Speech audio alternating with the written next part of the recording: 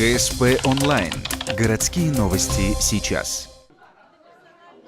Новый спор жителей Шудаяга и администрации города возник после требования органа самоуправления убрать постройки из водоохранной зоны. Людям в течение 2 месяцев предлагают ликвидировать огороды, дачные домики, гаражи и бани с берега реки. Причина – обращение местного жителя, которого не устраивает такое нарушение закона. Дескать, согласно водному кодексу, постройки и распашка земли разрешены только в 200 метрах от берега. Администрация уже создала специальное постановление. Снести и вывести самовольные постройки согласно прилагаемой схеме.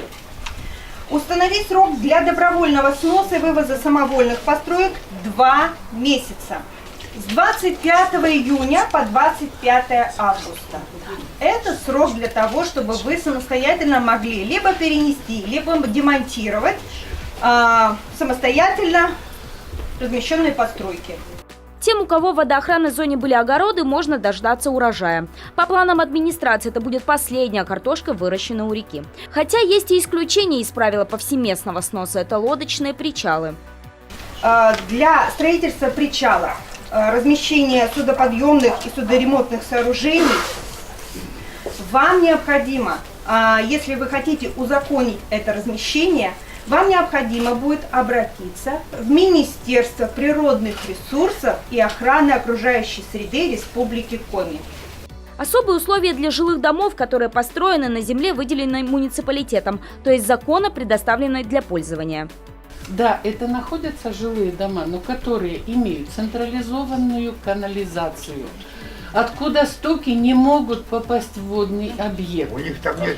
Послушайте, я говорю о жилых домах, которые находятся по Шахтинской и так далее. Я с этой точки зрения. Это касается и домов, которые только строятся. Для них должна быть создана насосная станция, перекачивающая стоки в канализационную систему. Жаль, проекта создания этой самой станции даже нет.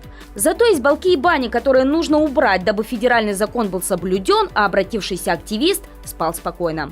Жители Шудаяга, к слову, хоть эмоции не скрывали, решили поступать по справедливости и тоже по закону. Среди заинтересованных оказался юрист, готовый защищать интересы братьев по несчастью.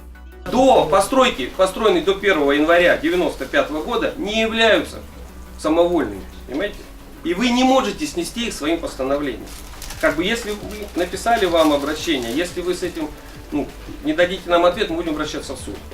Потому что это не самовольные постройки. На данный момент это согласно определению нашего суда. Давайте мы тогда не будем сразу говорить о сносе, давайте мы их, свои постройки попытаемся узаконить. Нет, у нас там очень много, никто там не держит ни кур, ни коз, мы не ведем там хоздеятельность. Да, у нас в основном у всех лодки, да, и нам нужны это для лодок. Вот, поэтому мы согласны с тем, что давайте мы это узаконим. Пойдите нам навстречу, мы соберем все необходимые документы. Если надо там обратиться в Минприроду, мы обратимся в Минприроды и... Артема Гаранина поддержал и студент юридического факультета Анатолий Драйер. Молодой человек и вовсе считает, зря администрация сеет недовольство среди населения Шудаяга. Решить-то можно все полюбовно.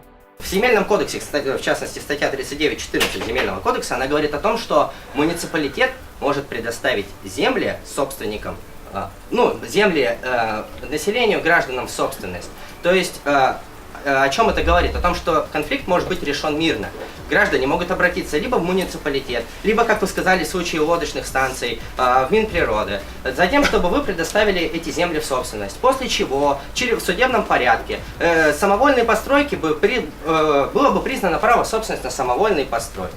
И после чего конфликт бы разрешился мирным путем. Так что шудаягцы, известные в Ухте своей активной жизненной позицией и упорством в плане решения общих проблем, не намерены сдаваться. Помимо решения, в случае чего обратиться в суд, они собирают подписи под петицией против сноса. На вчерашней встрече подписей было уже почти 500.